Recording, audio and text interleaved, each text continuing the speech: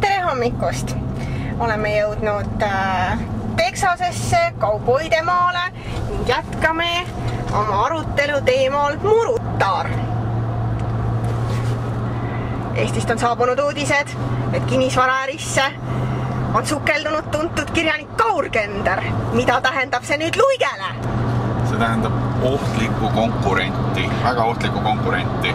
Täpselt nii, sest Hans H. Luik on ju tuntud ja tunnustatud kinnisvaraärimees. Mis ühtlasi näitab, et peab paika ka meie spekulatsioon, et sellesse asja võib olla segatud Kaur Kender.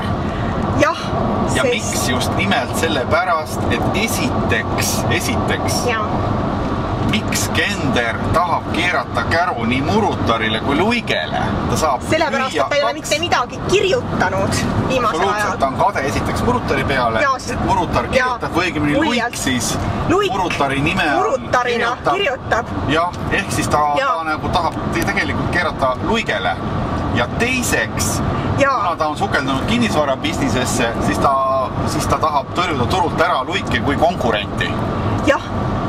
Luik on Kenderile ohtlik konkurent kinnisvaraturul. Jaa, kindlasti. Sellega ta saab lüüa 2 kärbest 1 hoobiga. Jah. See järelikult peab paika, et Kender ikkagi, ja Kender on ka Kanal 2-ga seotud, kuna ta on kirjutanud Postimehesse. Jah, ja Postimees on teadupärast Schibsted, mis on omakorda Luige konkurent. Jah, et Kender igatepidi, Kender mängib tegelikult kokku ilmselt Kadastikuga siin. Jah. Ja pole võimatu, et ka Kadastikul on osalus Kenderi kinnisvaraäris. Sellepärast, et kust võtab Kender raha? Kirjanik. Kust saab kirjanik raha? Tal peab olema finantseerija. Keegi finantseerija. Ja siis võivad seosed ka mingisugused seosed olla nagu Reformierakonnaga, eks ole, selles suhtes, kuna Kadastik on nagu Ansipi sõber, eks ole. Jah, täpselt. Et ka Kender võib olla Reformierakonnaga kuidagi seotud. Kuidagi seotud, absoluutselt. Ja Luik omakorda on seotud, eks ju, Respublika ja Isamaliiduga.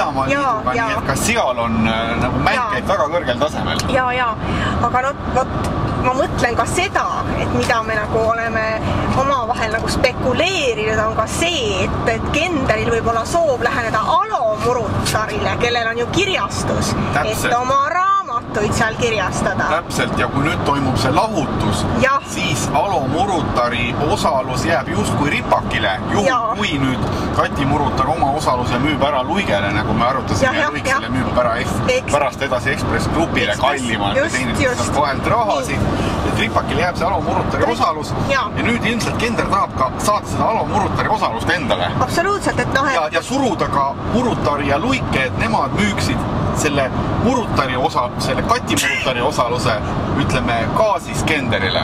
Jah.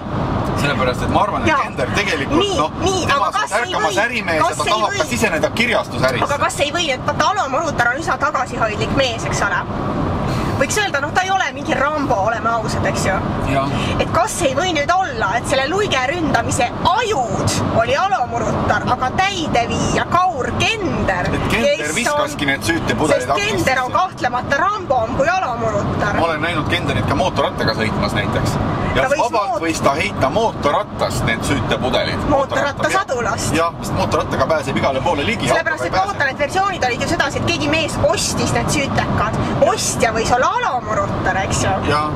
Nii, aga selle kuriteo täideviija võis olla Kaur Kender. Absoluutselt, salaja näiteks seal Tammsaare pargis võis Alo Murutar võtta nad oma sellest portfellist välja ja anda kohe Kenderile ja Kender läks kohe kiiresti mootorratta selga istus ja sõitis sinna kuskile Maarjamäele ja viskas nad aknast sisse. Siis Hansas Luige ämma aknast sisse.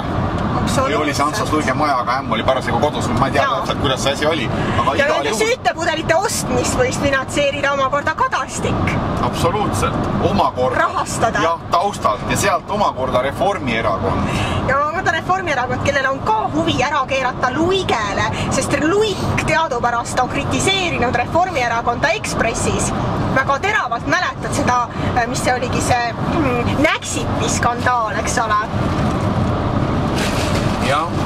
Et tegelikult võib taustal niimoodi ka Reformierakond neid niite liigutada. Ja Luik on kritiseerinud ka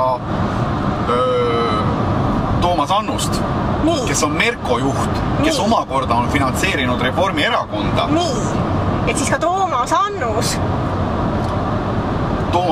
võib olla...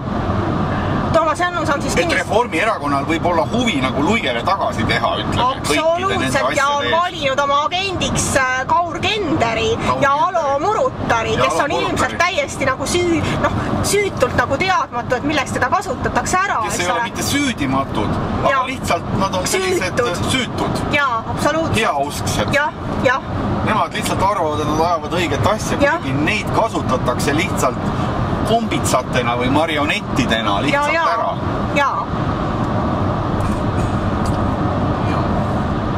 See on nagu selline väga suurejooneline kaval plaan, mille vastasime, et siin nagu tõesti ma paluks prokuröride tähelepanu, et ei ole mõtet ajada taga mingisuguseid Marek Võrkusid ja kes need olid veel, Imre Arakad ja Assar Pauluseid. Et tõesti, ma saan aru, eks ole, et on soov mingile maffiale ära teha, aga otsime ikkagi tõeliseid süüdlaseid, katsume ikkagi kuritegusid nagu ütleme niimoodi intelligentselt lahendada. Ja miks tahab Reformierakond kindlasti ka käppa peale panna kõikidele nendele kinnisvaradele? Mis on nagu Luige omanduses. Absoluutselt. Nii. Et sealt saab veel rahasid juurde. Et siis Reformierakond tahab tõmmata Luike perse lohku. Tahab ja Luige rahad endale saada. Aga mida võib nüüd teha Luik? Ma arvan, et Luik seda asja nii ei jäta. Sest Luik on ju, tuletame meelde, pundis Kati Murutariga absoluutselt, Luik on viimasel ajal olnud kuidagi väga kahtlaselt vait. Ta ei ole mitte midagi kommenteerinud, ta on jäänud väärikaks nii-öelda. Väärikaks, ta on ilmselt ta kavandab midagi. Jah, vasturünnakut. Kui Luik on olnud tükk aega vait. Sa ei ole, kas sa oled kuskil näinud koos Kaur Kenderit ja Luike, nende vahel ei ole ju, nende vahelt oleks nagu must kass läbi jooksnud kusagil seltskondlikul üritusel, ei ole ju Luik ja Kaur Kender mingi sõbralikult kaelakuti koos.